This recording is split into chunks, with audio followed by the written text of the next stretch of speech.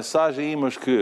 Pra nuk jemi në një pozicion që ne duhet ta rikthejmë, duhet i heqin toponimet slave. Pra po du jep Kamenit, Suarek, Istlogo, Biliq, Dragosh, Glloc, Besian, Dardan, Theran, Burim.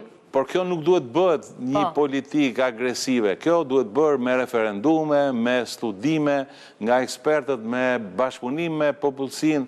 Po duhet një frym. Por duhet një frym urgjente, sepse nuk është çështje kombëtare. Pra ne nuk duhet vazhdojmë t'i themi... Po duhet jetë Besian, Kamenis duhet jetë Dardan, Suarek duhet jetë Theran, Istok duhet jetë Burim, Biliq duhet jetë Kastriot. Është shumë e rëndësishme për momentin. Dhe shumë e thjeshtë.